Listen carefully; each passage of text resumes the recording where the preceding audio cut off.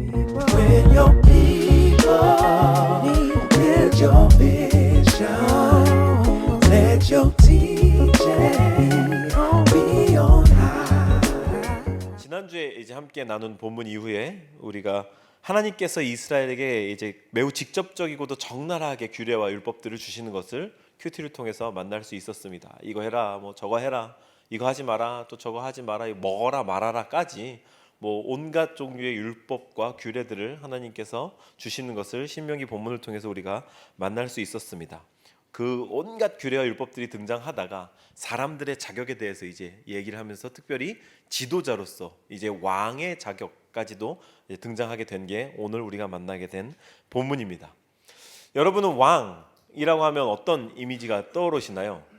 일단 저는 현대는 아닙니다.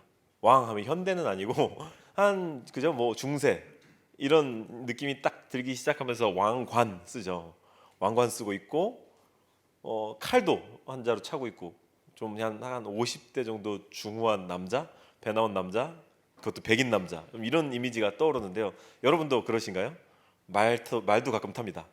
그리고 이렇게 높은 데 올라가 있는 그 딱딱하고 높은 의자 거기에 앉아 있고 다 이렇게 우러러봐야 되고 이게 우리가 왕에 대해서 갖는 특별히 동양에 아시아에 살고 있는 우리로서는 왕이 갖는 이미지가 임금이든가 아니면 이 서양의 왕 이런 이미지인데는 좀 공통점이 있는 것 같습니다. 그죠? 우리가 그렇기 때문에 왕에 대한 오늘의 본문을 위시해서 구약 성경의 이야기들을 참 현대적으로 읽어내기가 어려운 것 같습니다. 그렇잖아요. 왕의 자격 요건에 대해서 오늘 본문이 쭉 얘기했는데 왕은 그런 사람이었구나로 끝나기가 쉬운 거죠. 이 왕과 우리가 무슨 관계가 있으며 이렇게 말씀하신 이유가 과연 무엇인가 이것에 대해서 우리가 잘 실감하기 어렵다는 말입니다. 우리가 떠올리는 왕의 이미지가 구시대적이면서 또 비현실적이기 때문에 그래서 사랑하는 여러분 성경을 읽을 때 우리가 구시대적이며 비현실적인 시각을 갖게 되는 경우가 매우 많다는 점을 저는 성경을 사랑하는 사람으로서 인정합니다. 그래서 읽기가 어렵죠. 또 거기다 한술 더 떠서 우리가 가진 대부분의 성경은 펼치면 하소서 하셨나니 심지어 개역 한글판에는 예수께서 가라사대 우리 지금 어머니 아버지께서 가라사대 진지자시랍니다 이렇게 안 그러잖아요. 안 쓰는 단어들 때문에 그런 현실과의 괴리감이 있지 않나 지금 그것을 제가 열심히 설명을 하고 있는 거죠.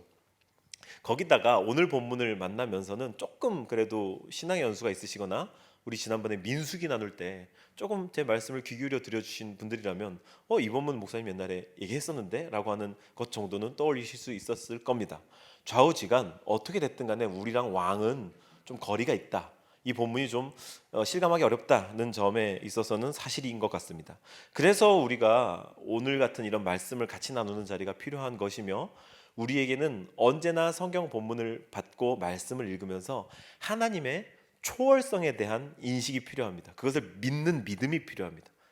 무슨 말이냐면 하나님이 그때 이 성경이 기록되던 때의 하나님이나 지금 우리가 믿는 하나님이나 같은 분이시다. 시간과 공간을 초월해서 계시는 유일한 분이시다. 그분이 우리 하나님이시다 라는 것을 믿는 믿음, 그 관점에서 바라보는 신앙의 시각이 필요하다라고 하는 말씀을 드리는 겁니다.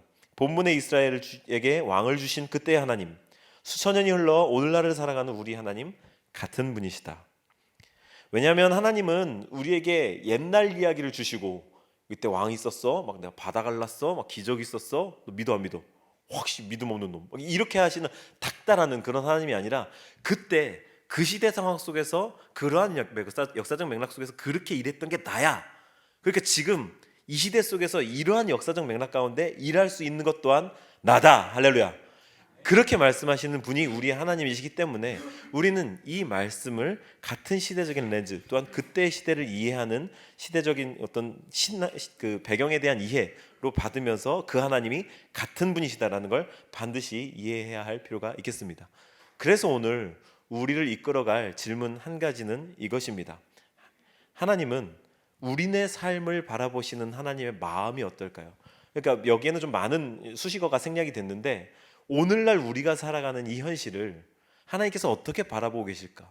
수천 년 전에 그 현실을 하나님이 바라보시면서 아주 자세한 지침을 주셨죠. 신명기에 이러한 짐승들 먹지 말고 이러한 것들을 먹고 이러한 것들은 하고 이러한 것들은 하지 말고 이런 사람이 필요하고 이런 사람들은 필요 없고 이렇게 하지 말고 저렇게 하고 아주 디테일한 관심을 기울여서 그때 당시 사람들에게 그렇게 자세한 지침을 주셨던 하나님이면 오늘날을 살아가는 우리에게 우리의 삶을 어떻게 바라보고 계실 것인가? 하나님은 분명히 아주 우리 삶에 뭔가 깊은 관심을 기울이면서 되게 중요하게 생각하실 게 분명하기 때문에 이 질문을 가지고 오늘의 본문으로 우리가 은혜를 받아보자 이런 말씀을 드리는 겁니다.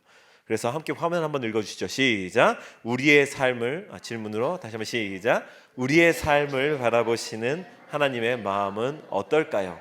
이 질문에 대해서 세 가지 답을 얻을 때에 하나님께서 우리를 바라보시는 그 마음을 깊이 누리시고 그것을 가지고 다시 세상 가운데 나아가서 삶의 처소 가운데 나가서 모든 순간이 예배가 되게 하는 저 여러분들이 되시길 주님의 이름으로 축원합니다. 첫 번째로 하나님은요, 우리가 살아가는 현실을 이해하십니다. 뭐라고요? 하나님은 우리가 살아가는 현실을 이해하십니다. 정말 그런지 우리 본문의 14절을 함께 한번 읽어볼까요? 본문의 14절 함께 읽어주시죠. 시작.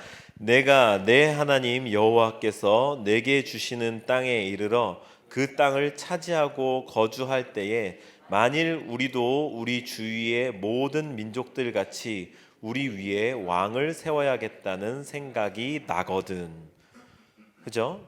저를 한번 봐주시죠. 본문은 16장 18절에서부터 시작된 이스라엘의 지도자들의 자격 요건에 대한 이야기가 이제 쭉 이어져 오고 있는 중입니다. 그런데 또 재미있게도 성경은 일반적으로 중요한 사안이나 중요한 인물을 먼저 언급하는 그러한 경향이 있는데 이 왕이 두 번째로 언급됐다는 거죠. 먼저 재판장이 언급이 되고 그 다음에 왕이 언급됐다. 이거 되게 재미있는 사실입니다. 16장 18절 성경책 갖고 계신 분들 한번 이렇게 한 장만 넘어가 보실까요? 16장 18절에 보면요, 내 하나님 여호와께서 내게 주시는 각 성에서 내 지파를 따라 재판장들과 지도자들을 둘 것이요 그들은 공의로 백성을 재판할 것이니라. 재판장에 대한 기준이 먼저 이렇게 나왔죠. 백성의 송사를 재판정에서 가리는 이 재판장들은 여기 제가 강조해서 읽어드린 것처럼 재판장들과 지도자들을 둘 것이요 둬야만 한다. 재판장과 지도자를 둬라 라고 하는 분명히 필요하고 있어야 되는 사람으로서 가장 먼저 언급하였습니다. 중요한 거죠. 그런데요, 이 17장 14절 내가 내 하나님 여호와께서 내게 주시는 땅에 이르러 그 땅을 차지하고 거주할 때에 만일 우리도 우리 주위의 모든 민족들 같이 우리 위에 왕을 세워야겠다는 생각이 나거든. 만일 생각이 나거든. 그러니까 왕은 반드시 있어야 되는 직분이 아닙니다. 왜? 이스라엘의 왕은 이미 하나님이시기 때문에. 그런데 놀랍습니다. 하나님이 왕 세우면 니네 진짜 알아서 해. 내가 왕인데 니네 왕 갖다 세우면 내가 확 다 밀어버릴 거야가 아니라 왕을 세워야겠다는 생각이 들거든. 이렇게 해라 라고 그들이 그런 생각을 할 수 있다는 걸 이미 아실 뿐만 아니라 그것을 인정해주고 심지어 존중하고 계시다. 제가 이게 너무 놀라웠습니다. 우리는 이스라엘이 왕을 세우려고 했던 게 하나님 앞에 엄청난 반역죄 이렇게만 듣고 배워왔는데 맞죠? 반역죄입니다. 근데 하나님이 그걸 모르시고 아무 생각 없이 속수무책으로 있다가 이 자식도 가만 보니까 너무 건방지네? 한번 혼내줘야겠어 라고 벌 주신 게 아니라는 게 저를 너무 놀랍게 했습니다.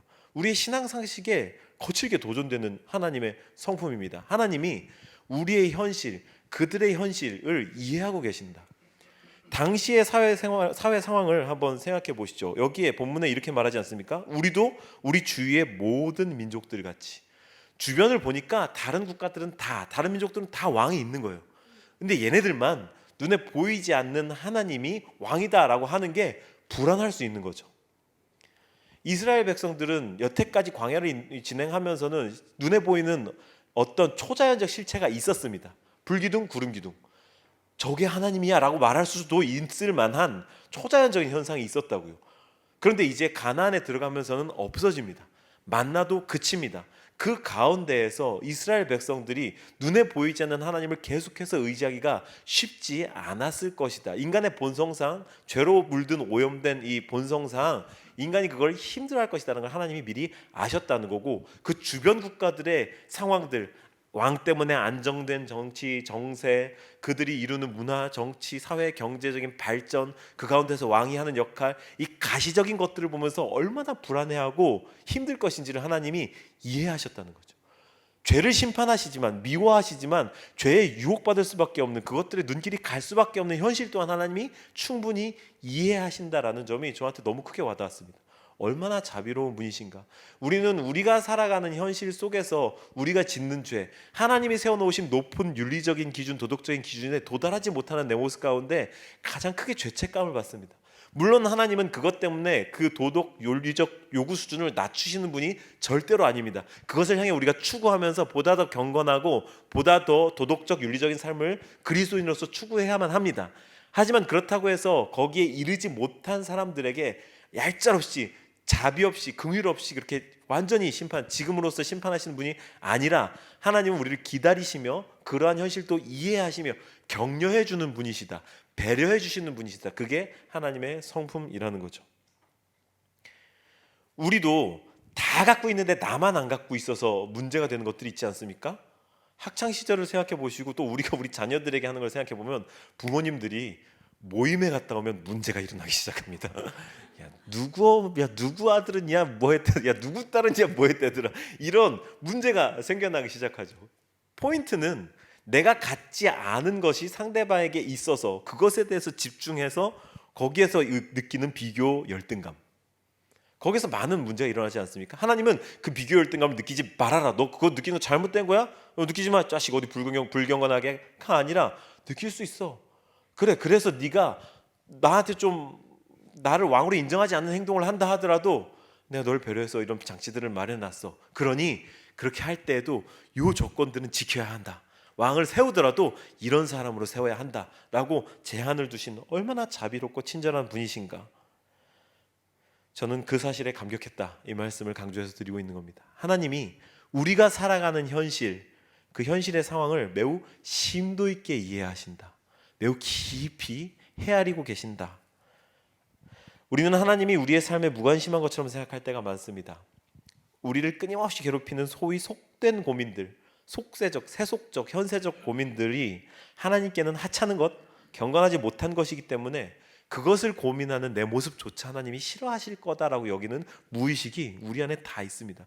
그런데 하나님이 절대로 그런 분이 아니시다라는 걸 놀랍게도 수천 년 전에 구약의 신명기를 통해 보여주고 계시다는 것, 여러분 그 부분을 믿으시고 하나님이 우리의 실생활에 정말 깊이 관심 있는 따뜻한 분이시다라는 점을 의지하며 살아가는 저와 여러분들 되시길 주님의 이름으로 축원합니다. 두 번째로 하나님은요, 더 나아가서 우리가 받는 유혹을 이해하십니다. 화면 한번 읽어주실까요? 시작. 하나님은 정말 그런지 16절과 17절을 한번 읽어주실까요? 16절과 17절 함께 읽습니다. 시작. 그는 병마를 많이 두지 말 것이요,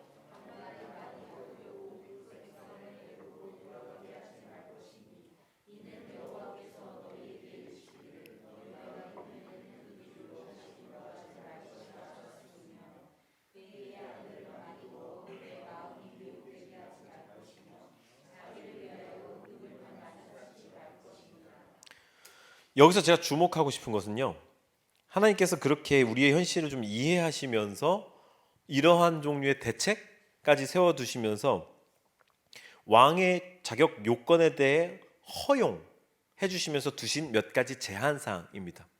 아까 말씀드렸던 재판장은 반드시 있어야 하는, 반드시 세워야 하는 사람이었는데 왕은 허용의 측면이었습니다. 세우지 말아라가 기본적인 명령이지만 세우게 되더라도 요만큼 허용할게 라는 것이었던 거죠. 그 허용에 있어서도 근데 분명한 제한이 있었다는 점에 제 눈길이 갔습니다. 많은 병마, 많은 아내, 그리고 많은 은금을 두지 말아라 라고 하셨던 게 그것이죠. 그런데 사실 이 세 가지는요, 이 세상의 권세자들, 유력자들이라고 한다면 그렇지 못한 사람들보다 더 많이 누릴 수 있는 것들, 그렇기 때문에 권세자가 되려고 하고 유력자가 되려고 하는 거 아니겠습니까? 많은 병마, 많은 아내, 많은 은금. 이걸 누릴 수 없다면 누가 굳이 왕이 되려고 할까? 피곤하기만 하고 하겠죠. 적나라하게 말해서 어쩌면 이것들이 우리의 원초적인 욕망에 대한 추구가 이것으로 가득히 풍성이 채워지고 나면 우리가 그 욕망을 다 채울 수 있을 것이다라고 생각하는 그 심리적인 어떤 기본에 이렇게 기인하고 있는지도 모르겠습니다. 그래서 이 세 가지를요, 오늘날의 표현으로 좀 더 리얼하게 바꿔서 한번 생각해 봤으면 좋겠습니다. 우리는 병마랑 상관없으니까요. 은금이랑은 좀 거리가 있고 많은 아내랑도 거리가 있는 삶을 살고 있으니까요. 이것을 세 가지를 오늘날의 표현으로 리얼하게 바꿔 말하자면 이제서야 본문에 제가 말씀드린 설교의 제목이 되는 거죠. 저를 한번 따라하시죠. 돈, 쾌락, 권력. 놀랍게도 하나님이 말씀하신 이 세 가지가 이것들과 완벽하게 매칭이 됩니다. 돈은, 그리고 쾌락은, 권력은 오늘날에도 그때에도 세 가지가 아주 복잡하게 얽히고 설켜서 불가분의 관계로 이 세상에서 가장 위대한 가치인 것처럼 전해 내려져 왔습니다. 돈과 권력이 뗄래야 뗄 수 없죠. 그리고 쾌락을 대표하는 성은 이 모든 것들을 얻기 위한 도구로 적극적으로 활용되기도 합니다. 또한 그거 뒤집어서의 관계도 그렇게 되죠. 이것을 사기 위해 저것을 활용하고 저것을 얻기 위해 이것을 활용하는 것은 이 세 가지가 아주 밀접하게. 여러분 옛날에 어릴 때 갖고 놀던 어떤 어린아이들이 갖고 놀던 액체 괴물, 그런 거 본 적 있으시죠? 그게 각자의 색깔로 이렇게 존재할 때는 다 다른 것들인데 하나를 뭉쳐놓으면 그 이후에 나중에 완전하게 분리할 수 있던가요? 못 그러죠. 그것처럼 돈과 권력과 쾌락, 이 세 가지는 뗄래야 뗄 수 없는 하나인 것 같지만 셋인 것 같고 셋인 것 같지만 또 하나인 그러한 것들로 이 세상을 지배하고 있습니다. 왜? 이 세상은 소위 만몬이라고 하는 물질의 신, 황금의 신이 지배하고 있는 세상이기 때문에 이 세상 속에서 성공의 지표처럼 여겨지고 있고, 우리가 TV를 켜서 보면 지나가는 드라마, 광고, 아이돌 음악, 모든 것들 속에서 이 세 가지는 다 찾아볼 수 있습니다. 어느 하나도 도드라지게 드러냈을 뿐이지 다른 이 세 가지 중에 어느 하나도 빼놓지 않고 모두 다 추구하고 있다. 이 세 가지를 찬양하고 있다. 이게 우리가 살아가는 세상의 현실이다, 이 말입니다. 그런데 하나님은 우리가 이러한 유혹 가운데 넘어가는 것을 원하실까요? 원하지 않으시죠. 분명 원하지 않으시죠. 근데 놀랍게도 원하지 않고 그것으로부터 우리를 지켜주시려 하지만 그 유혹이 있다는 사실 자체는 인정하고 계시다. 이 세상이 그렇게 악한 세상이며 우리를 끊임없이 유혹하고 있고 이 가치들로 성공할 수 있다라고 말하는 것에 대해서 하나님이 심플하게 인정하고 있다. 그리고 그것에 대한 추구나 그것에 대해 잠식되는 것을 허락하시는 것이 아니라 그것을 갖고 그것과 함께 살아가는 것도 허락하신다. 이것도 매우 놀라운 사실입니다. 왜냐하면요, 하나님이 돈과 쾌락, 권력 이 세 가지를 말씀하시면서 갖지 말아라라고 말씀하신 게 아니라 모두 다 수식어를 붙이신 거죠. 많은 병마, 많은 아내, 많은 은금. 권력자로서, 유력자로서 왕에게 이것들이 있을 수밖에 없다는 점은 하나님이 인정하십니다.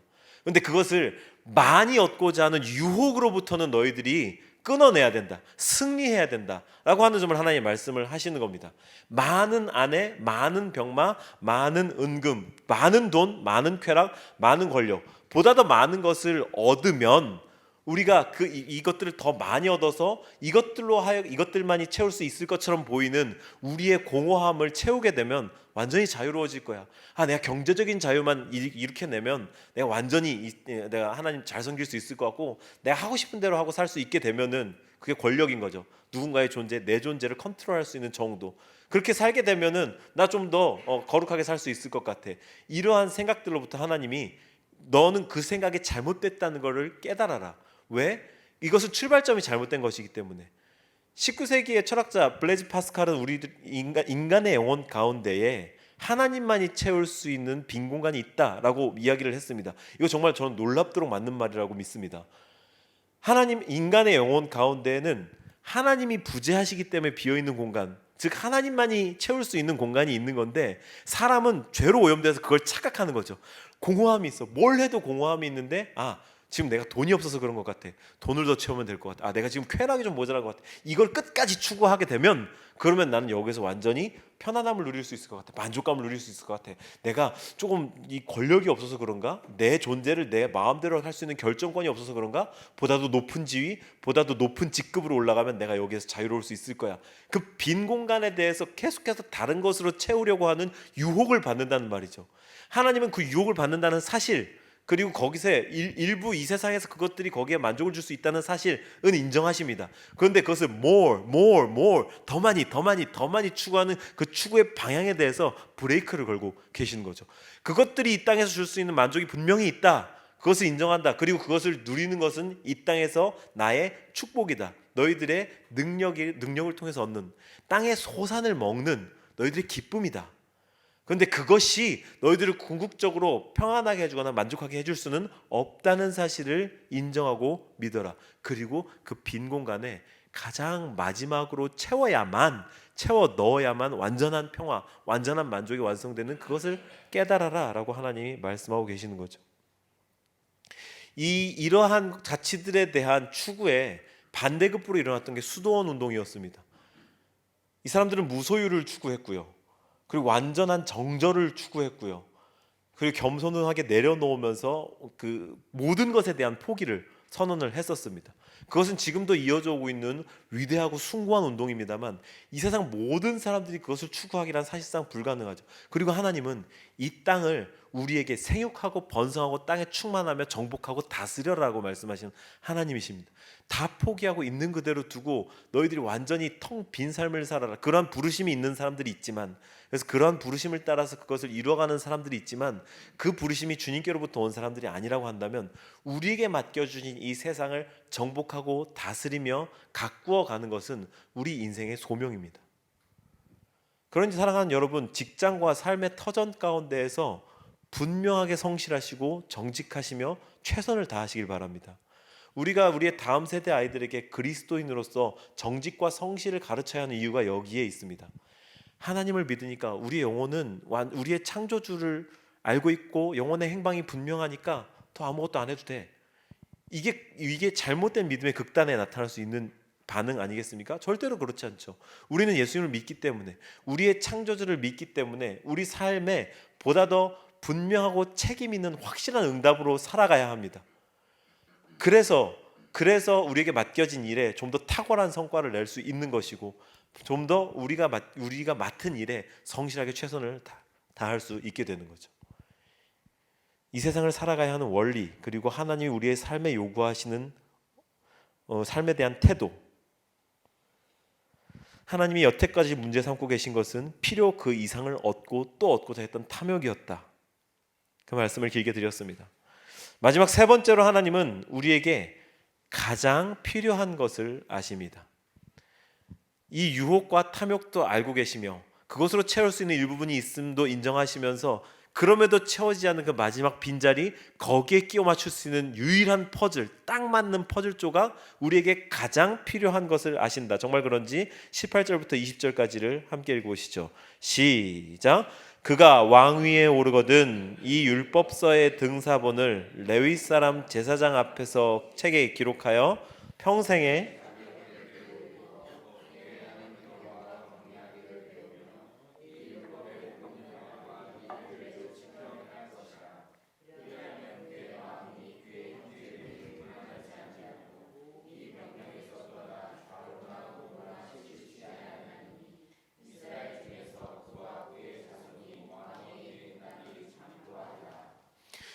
많은 은금, 많은 아내, 많은 재물, 그리고 많은 권력을 두지 말라고 말씀하시면서 해라라고 말씀하신 게 하나님 경외하기를 배우며 지키라 말씀을 옆에 두고, 그때 당시에 등사본, 이 책 한 권을 그대로 만들기가 얼마나 어려웠습니까? 이런 어떤 활자 기술도 없었을 때고, 책 한 권을 그대로 만들려면 그대로 옮겨 적어야 되는, 그것도 종이가 있었다면 모르고 막 돌판에 찍어야 되고 막 이제 이러는 때였겠죠.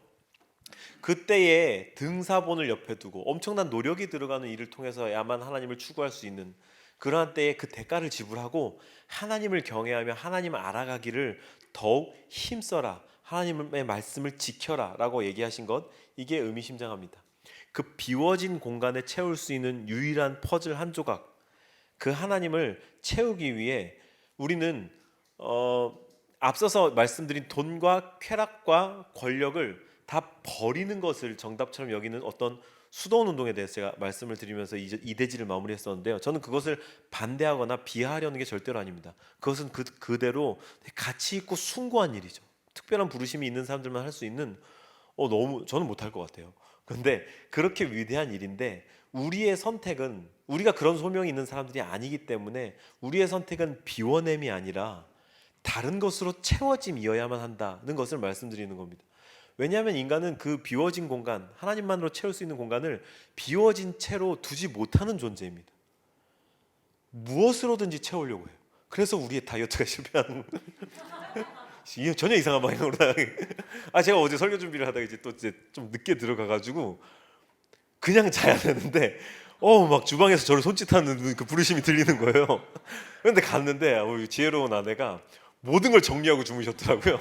그래서 아무것도 맛볼 수 없었는데 이렇게 애들이 먹다 남은 과자 몇 조각이 이렇게 제 빈 공간을 채우려고 그런 노력을 했는데 뭔가 인간은 제가 지금 농담처럼 말씀드렸는데 정말 영적인 차원으로 가보셔도 우리의 공허함을 인간은 뭘로든 채워야 됩니다. 그래서 동호회 활동을 하게 되고 사람은 다른 사람과 끊임없이 만나려고 하고 다른 어딘가 모임에 가서 그 사람들과 만나서 자기 속 얘기를 하고 싶어하고 이게 인간이 그 공허함을 채우려고 하는 여러 가지 추구들이죠. 근데 그 추구들이 가장 끝의 지점에 가도 동호회 가서 동호회 장을 해도 모임에 가가지고 막 남편이건 아내건 막 인들을 다 흉을 보고 와도 뒤끝이 어쩜 그리 찝찝한지 그 공허함은 채워지지 않고 오히려 더 커지기만 한 것. 정말로 채울 수 있는 것으로 채우지 않았기 때문에 그런 것이며 인간의 그 공허함이 얼마나 큰지를 우리가 본능적으로 이렇게 느끼고 있기 때문인 거죠. 성경에 여러분 정말 재미난 말씀이 있습니다. 신약에요. 마태복음 12장 43, 45절에 제가 읽어드릴게요. 안 찾으셔도 됩니다. 더러운 귀신이 사람에서 나갔을 때 물 없는 곳으로 다니며 쉬기를 구하되 쉴 곳을 얻지 못하고 이에 이르되 내가 나온 내 집으로 돌아가리라 하고 보니 그 집이 비고 청소되고 수리되었거늘 이에 가서 저보다 더 악한 귀신 7을 데리고 들어가서 거하니 그 사람의 나중 형편이 전보다 더욱 심하게 되느니라. 이 악한 세대가 또한 이렇게 되리라. 예수님의 비유의 말씀이거든요. 예수님이 귀신 들린 자를 쫓아내고 병 들린 사람들을 치유하니까 이제 바리새인들 서기관들이 몰려와가지고 너 그거 진짜냐? 보니까 이거 귀신을 힘입어서 한 일이다. 그러니까 이제 논쟁이 벌어지고 거기에 대해서 예수님이 이렇게 설전을 하다가 예수님께서 직접 드신 비유의 말씀입니다. 이 비유의 포인트는 이 악한 세대들, 예수님의 현존으로 실제로 귀신이 떠나가고 치료받는 것들을 목격하고도 예수님으로 하나님으로 채우려고 하지 않았던 세대들이 너희들이 이전보다 더한 타락의 길로 갈 거야 라고 하는 일침의 말씀이었는데 여기에 인간의 존재의 본질에 대한 되게 흥미로운 비유가 있지 않습니까? 그 비어져 있는 곳, 그 집이 비고 청소되고 수리되었거늘 사람이 영혼의 상처로부터 죄악으로부터 구원되고 회복되어지면 그 집이 비고 하나님의 은혜로 그 집이 비워지고 청소되고 수리됩니다. 영혼이 비워지고 청소되고 수리되어집니다. 그런데 거기에 유일한 그 집의 주인 되신 예수 그리스도로 채워지지 않으면 거기에 쫓겨나갔던 귀신이 악귀가 마귀가 와서 내가 여기 다시 비었나 하고 와봤더니 청소까지 해놓고 갔네? 친구들아 이리 와라 우리가 여기에서 먹고 놀자. 자기보다 더한 귀신 7을 데리고 왔다. 그냥 귀신 쫓고 나서 예수님 안 믿으면 안 돼 이런 말이 아니라 이전보다 그 형편이 더 악해졌다. 너희 이 악한 세대들아 너희가 그럴 거다. 예수님으로 비워진 예수님만이 채울 수 있는 공간을 채우지 않았던 이들에게 이전보다 더 악한 타락의 길로 갈 수밖에 없는 인간 영혼의 존재 원리에 대해서 설명한 유명하고 흥미로운 예수님이 직접 드신 비유이지 않습니까? 그러니 우리 인간 영혼의 빈 공간에는 오직 반드시 인간에게 필요한 유일한 것 하나님으로만 채워짐이 있어야 합니다. 하나님의 말씀으로 하나님의 임재로 하나님을 예배하는 예배함으로 우리의 영혼이 채워져야 할 줄로 믿습니다. 이것은 우리를 향한 경고이죠. 우리에게 필요한 것은 오직 하나님입니다. 하나님이 아닌 다른 어떤 것으로도 우리를 채울 수 없습니다. 특별히 본문의 화두가 되었던 돈과 권력, 쾌락은 더더욱 우리를 채울 수 없습니다. 이것을 분명하게 마음 가운데 받고 돌아가시기 주의 이름으로 축원합니다. 그래서 이제 저는 설교를 마치려고 합니다. 우리가 쭉 살펴보았던 하나님께서 우리에게 주시는 도전은 하나님 우리 삶에 아주 영민한 관심을 기울이고 계시며 우리가 받는 유혹조차 다 이해하시고, 제가 뭐 지면 관계상 다 쓰지 못했습니다만 사실 그냥 이해하시고 그냥 또 유혹만 이해하시고 삶만 이해하실 뿐만 아니라 삶을 이해하셔서 그 삶에 대한 대비책을 마련해 주시고, 유혹을 이해하셔서 그 유혹에서 건져주시며 또한 그 유혹에서 이길 힘을 더해 주시고, 그리고 우리 인간에게 정말 필요한 것이 무엇인지 아시기 때문에 하나님은 그 자신이 우리를 위한 선물이 되어 주셨다는 것, 이게 위대한 복음 아니겠습니까? 근데 우리는 이 위대한 복음 앞에 반응으로서 우리의 믿음과 신앙이 회복될 뿐만 아니라 우리 주변으로 이제 눈을 돌려야 한다 이 말이죠. 연약한 사람들, 쓰러져 가는 사람들. 제가 왜 이 설교의 어떤 마무리를 이렇게 짓게 됐냐면요, 사실 어떤 두 가지 결론이 떠올랐었어요. 이 본문이 말씀하시는 바가, 저는 뭐 전도에 대해서 이야기하는 건 절대로 아닙니다. 전도가 아닐 뿐더러 이 본문이 이야기하시는 바가 인간의 욕망에 대해서 얘기를 하고 있는 게 분명한 것 같은데 라고 하고 본문을 쭉 연구하고 이제 설교를 써내려가면서, 저는 문학으로만 설교를 다루는 사람이 아니기 때문에 저 역시도 삶으로 예배를 드리며 삶으로 설교를 살아가야 하는 사람이기 때문에 저의 삶의 현장과 이 본문의 계시를 분리할 수가 없었습니다. 근데 놀랍게도 이번 주간에 정말 많은 일들을 겪었고 다양한 사람들을 만났어요. 우리들 말고도요. 그 중에서 이제 프라이버시이시기 때문에 뭐 제가 자세히 말씀드릴 수는 없습니다만, 이 지역 동네에 지금 본인의 사역을 정상적으로 이어가지 못하고 계시는 목회 선배님을 한번 만나게 됐어요.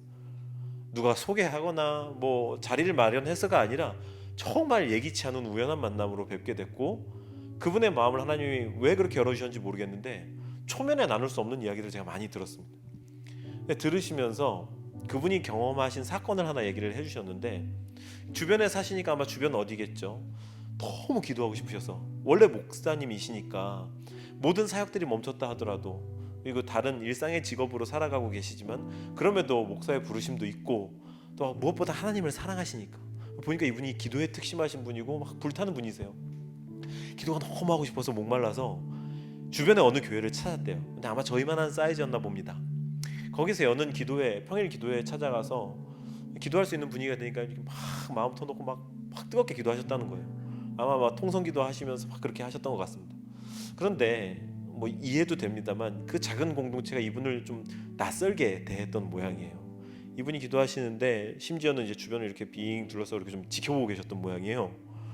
그러다가 이분이 그러한 어떤 낯설은 느낌에도 불구하고 그럴 수 있지 요즘 세상에, 이런 마음으로 막 마음 꾹꾹 붙들면서 기도 딱 열심히 하고 더 이상은 있을 수 없겠다 싶어서 이제 정리하고 나가려고 하는데, 비스듬히 이렇게 있는 자리에서 본인의 기도를 다 들으신 그 교회 어떤 스텝이신가 봐요. 그분이 목사님이신가 본데 좀 기도 그렇게 하시는 거 아닙니다 이러면서 이렇게 기도에 대해서 좀 이렇게 훈수를 하셨다는 거예요. 감사합니다 말씀해 주셔서 이렇게 들으시고서 나오시는데, 그냥 그렇게 훈수 받았다는 게 기분 나쁜 게 아니라 자신을 이방인 취급하면서 밀어내는 이 교회의 높아진 문턱에 마음이 아프셨던 거죠. 기도하고 싶어서 찾아가서 기도했는데, 이분이 뭐 사연이 많은데 다 말씀드릴 수 없음을 양해해 주십시오. 근데 어쨌든 듣는데 너무 가슴이 아팠어요. 저도 작년에 개척하고 초기에는 정말 야심차게 불도 다 켜놓고 문도 확장 열어놓고 교회는 문 열려 있어야 돼, 오고 가는 사람들이 다 올 수 있어야 돼 이러면서 열어놨는데 딱 2번 그냥 지나가다가 방문하신 분이 딱 2번 있었거든요. 근데 두 분 다 죄송한 표현인데 이상한 사람들만 온 거예요. 저는 그런 분들을 꿈꾸면서 제가 너무 마음이 갈급한데 기도하고 싶어서 왔어요. 그럼 기도하다 가십시오. 제가 기도해 드릴까요? 이런 걸 꿈꿨는데 와가지고 이거 지금 필요하지 않으시면 이거 사시면 제가 어디에서 선교하는 목사인데 막 이러면서 좀 이상한 분들만 2번 왔다 가니까 이래서 문을 닫아 놓는구나 이러면서 저도 문을 꽁꽁 걸어 잠궈 놨거든요. 근데 그날 마침 제가 이제 있었어서 찾아왔다가 이제 만나 뵌 거였어요. 근데 그분의 그 이야기를 들으면서 왜 나를 이분들과 만나게 하시지? 왜 내가 나만 말씀 듣고 막 은혜 받고 공동체 이루면서 이렇게 좋은 마음으로 이렇게 살아가는 게 끝이 아니라는 걸 보여주시는 건가? 라고 하는 생각을 했습니다. 그분에게 기도의 초소가 필요해서 그래서 제가 우리 기도에 있습니다. 오셔서 편하게 기도하시오. 우리 기도에 시끄럽거든요. 그러니까 제가 음악을 일부러 막 올려놓으니까 오셔서 언제든지 기도하시고 편하실 때까지 기도하고 가십시오. 뭐 이렇게 초청을 했습니다. 근데 어쨌든 제가 이 설교를 마무리하면서 이 설교를 준비하는 삶 가운데에 그 한 자락에 이분을 만났던 것이 저한테는 이 설교의 마무리를 이렇게 하게 만들어진 거죠. 하나님은 우리의 삶에 관심이 있으시고 유혹에도 관심이 있으시고 가장 필요한 게 무엇인지 아실 뿐더러 그분의 삶에 관심이 있으시며 그분이 받는 유혹을 아시고 그분에게 필요한 게 무엇인지 가장 잘 아시는 분임 또한 자명한 사실입니다. 맞습니까? 그렇다면 그분에게 이 자리로 오셔서 기도하십시오라고 마지막 한마디를 내뱉었던 내 역할은 내가 용기 내지 않았으면 내가 그러하다라고 이렇게 결정하지 않았으면 못했을 일인데 혹시 지금 이 도시에 내 옆에 그렇게 살아가는 사람이 있지 않나? 주님이 필요한 회복이 필요한 사람이 있지 않나? 거기에 제 마음이 닿았던 거죠. 이 제가 개척하면서 최우선으로 삼았던 우리 어떤 뭐랄까요? 적절한 표현이 떠오르지 않는데 타겟이랄까요?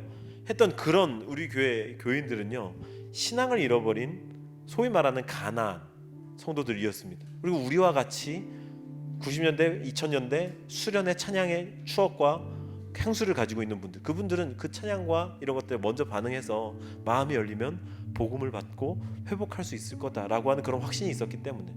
그런데 그 타겟팅만 있고 그런 마음만 있으면 뭐 하는가? 그들에게 내가 다가가서 닿아야 할 텐데.